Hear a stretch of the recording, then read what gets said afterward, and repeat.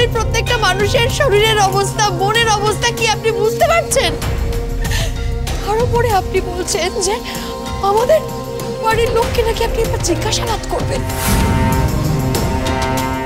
আপনাদের চাপে এখন যদি বাড়ির কারোর কিছু হয়ে যায় তাহলে সেই দায়িত্ব কে নেবে বলুন? আপনারা নেবেন? আরে চিনি তো এই বাড়ি থেকে হারায়নি, চিনি হসপিটাল থেকে হারিয়ে গেছে, সেটা ভুলে গেছেন নাকি আপনারা? দেখুন, আমাদের কাজটা কিন্তু আমাদের করতে দিতে হবে। তাছাড়া আমরা হাসপাতালেও গিয়েছিলাম, বিশেষ কিছু লাভ হয়নি সেখানে। মা প্লিজ, ওনারা যা করছেন করতে দাও। ওনাদের সঙ্গে আমাদের কোঅপারেট করতে হবে। শুধু শুধু ঝামেলা করে টাইম ওয়েস্ট করে লাভ নেই। কে জানে চিনি এখন কোথায় আছে, কি অবস্থায় আছে, সুস্থ আছে কি?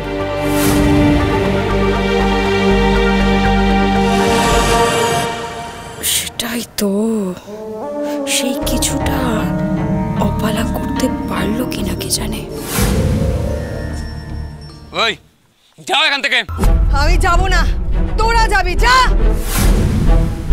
শেষবারের মতন বলছি বুড়ি, এটা আমাদের ছেলে ছোটদের ব্যাপার, এর মধ্যে ঢুকো না কিন্তু।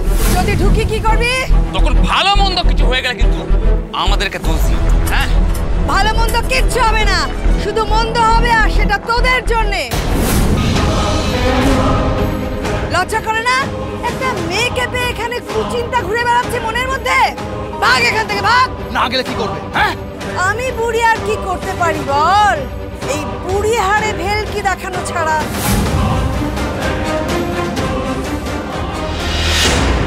দেখবি দেখবি কি বলছিলিস আমাকে? হ্যাঁ, কি বলছিলিস? কি বলছিলিস? এত বড় সাহস তোদের!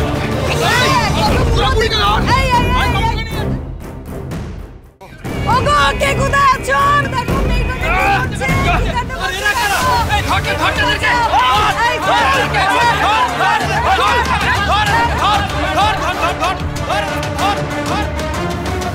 কে মা?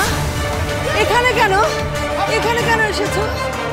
ও মেয়ে, কি এ তো অজ্ঞান হয়ে গেছে। জল নিয়ে এসো, জল নিয়ে এসো বাবা। এ ধরো ধরো ধরো, পড়ে যাচ্ছে, পড়ে যাচ্ছে, ধরো ধরো ধরো, জল দাও। হ্যাঁ মা, শুনছো? শুনছো? শুনছো? শুনছো মা? এ তো কোনো কথা বলছে না। ওকে শুনছো?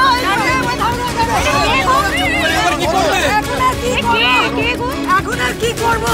ওই শকুনদের হাতে তো ওকে ফেলে দিয়ে যেতে পারি না। একটা কাজ করো, ওকে আপাতত আমার বাড়িতে নিয়ে চলো।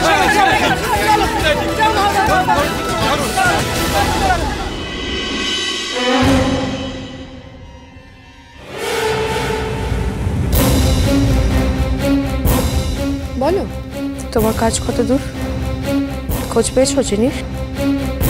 না, পাবেও না। দ্রোণ এখন যেভাবে পুলিশের পেছনে উঠে পড়ে লেগেছে না, আমার তো মনে হচ্ছে ওরাই আগে পেয়ে যাবে চিনির খোঁজ। এখন কি মনে হচ্ছে বলো তো অপালা?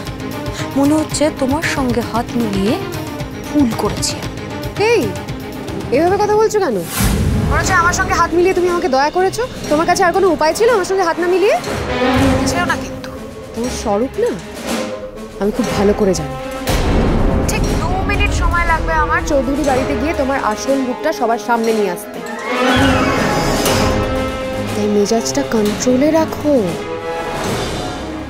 না, এই মুহূর্তে অপালাকে চটানোর কোনো অপশন সত্যিই আমার কাছে নেই। আগে চিনিটার একটা পার্মানেন্ট ব্যবস্থা হোক, তারপরে অপালার ব্যবস্থা করব আমি। আপাতত মাথা ঠান্ডা রাখতে হবে।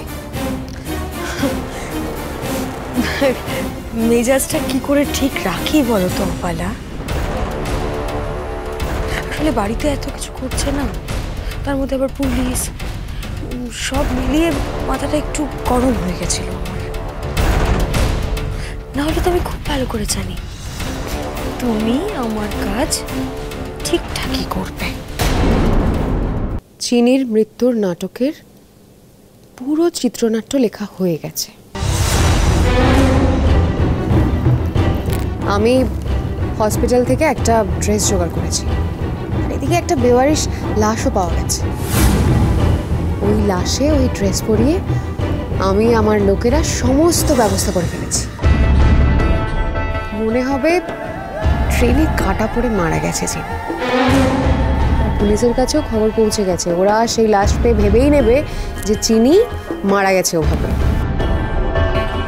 কারণ চিনির জাল হাতের লেখার চিঠি পাওয়া যাবে ওই ডেড বডির হাতে। বাহ, অসাধারণ! আমি তো ভাবতেই পারছি না অপালা, তুমি এত কিছু করে ফেলেছো। হ্যাঁ আন্টি, বাকিটা এবার তোমাকে ম্যানেজ করতে হবে। অবশ্যই, এবার তো দ্রোণকে বিশ্বাস করতেই হবে। চিনি মরেছে, আমি করাবো বিশ্বাস।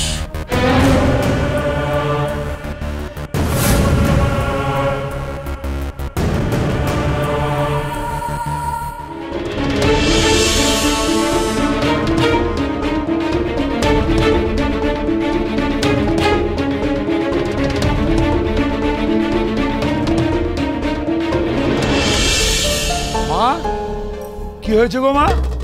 ও মা, মা এটা কি? আমি কি করে বলবো বলতো? আমি কি ওকে চিনি না জানি? ও চেনানি জানানি একটা মেয়েকে তুমি ঘরে তুলে নিয়ে চলে আসলে। দেখছো তো অবস্থা, জ্ঞান নেই, রাস্তা ফেলে রেখে চলে আসবো? না না, বাড়িতে নিয়ে চলে আসবে, তারপর কি হয় বলা যায় না। কি কি ধান্দায় আসে বলা যায়? আরে বাবা, কোনো ধান্দা নিয়ে আসেনি, মেয়েটা বিপদে পড়েছিল, বস্তির ছেলেরা ওকে ঘিরে ধরেছিল, তাই আমি ওকে বাঁচিয়েছি। খুব ভালো করেছো, তোমার তো একটাই কাজ। নাও এবার তোমার মায়ের ঠেলা সামলাও। হ্যাঁ সে তো বটেই। এই শোনো, আমি বলে রাখলাম, এই মেয়ে নিয়ে যদি পরে কোনো ঝামেলা হয় আমি কিন্তু চুপ করে থাকবো। ঝামেলা কি হবে? আগে থেকে এসব ভাবো কেন বলো তো?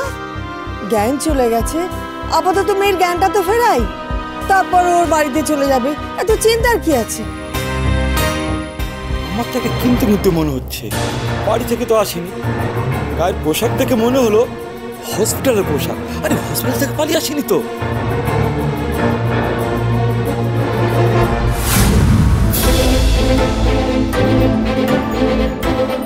ঠিকই বলেছ, কাছাকাছি কোনো হাসপাতালে খোঁজ নিলে হয় না? নিশ্চয়ই খুব দূর থেকে আসেনি। না না, হাসপাতালে খোঁজ খবর করার কোনো দরকার নেই। হাসপাতাল থেকে পালিয়ে এসেছে মানে তো পুলিশের ব্যাপার। তারপর তোমরা হাসপাতালে খোঁজ খবর করতে গেলে তখন যদি আমরা কোনো বিপদে পড়ে যাই, তারপর যদি থানা পুলিশ হয়, কে লাটা সামলাবে? বলছি কি, চম্পার কথায় কিন্তু যুক্তি আছে। হাসপাতাল থেকে পালিয়ে না এলে হাসপাতালের পোশাক থাকবে কেন? হ্যাঁ ঠিকই বলেছ। তারপর দেখো হসপিটালে খবর নিতে গিয়ে পুলিশ আমাদেরই আটকে রাখলো। তার থেকে আগে জ্ঞান ফিরুক, তারপর কথা বলে সব জানা যাবে। সে তো বুঝলাম, কিন্তু জ্ঞান তো ফিরছে না। হ্যাঁ রে অমর, শ্যামলাল ডাক্তারকে একটু খবর দিলে হয় না? একবার এসে দেখে যাবে। নাও খরচা শুরু। আচ্ছা, যেটা দরকার সেটা তো করতে হবে। তো করো না, কে বারণ করেছে? তবে আমি একটা কথা বলে দিচ্ছি, ডাক্তারের পয়সা কিন্তু তুমি দেবে, আমাদের কাছে কিন্তু পয়সা নেই। আর পয়সা থাকলেও এই অচেনা অজানা মেয়ের জন্য আমরা কিন্তু একটা পয়সাও খরচা করব না। দাঁড়াও, চুপ করো না একটু। এই কেন গো, কেন চুপ করব? এই সংসারটা কি আমার নয়? শোনো, তোমাকে আমি ভালো কথা বলছি, বাইরে থেকে মেয়েটাকে নিয়ে এসেছো, জ্ঞান ফেরানোর চেষ্টা করেছো, খুব ভালো কথা। এখন মেয়েটাকে যেখান থেকে নিয়ে এসেছো সেখানে ফেলে দিয়ে এসো। আরে বাবা, মেয়েটা যদি এখন মরে টরে যায় তাহলে তো আমাদেরই বিপদ বাড়বে, সেটা ভাবো। কি করবো এবার এই মেয়েকে নিয়ে? রাস্তায় ফেলে দিয়ে এলে সত্যি মরে যায় যদি?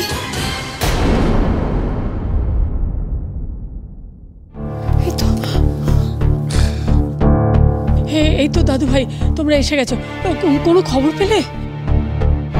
কোনো খবর পাওনি? না। তাহলে এতক্ষণ কোথায় ছিলিস তোরা?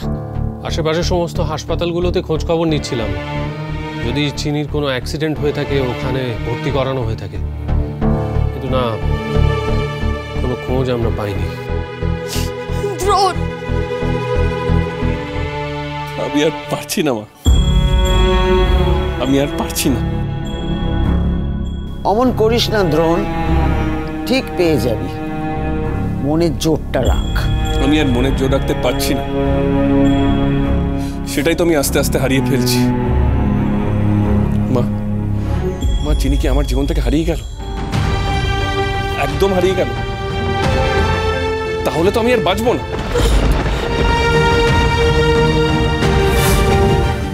দেখ, তুই তোর এই শরীর নিয়ে এরকম ভাবে রাস্তায় রাস্তায় ঘুরে বেড়াচ্ছিস, পুলিশ তো নিজের কাজ করছে।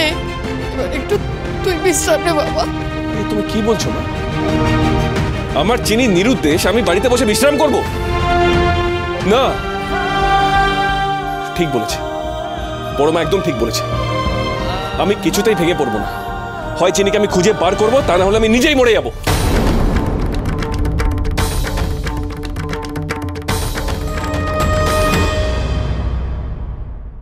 নিশ্চয়ই চিনির খবর পেয়েছেন। পুলিশ আমাদেরকে নিরাশ করবে না, তাই না? রেল লাইনের পাশে একটা বডি পাওয়া গেছে, বয়সের সাথে মিলে যাচ্ছে। এখন আপনারা গিয়ে যদি একবার আইডেন্টিফাই করেন।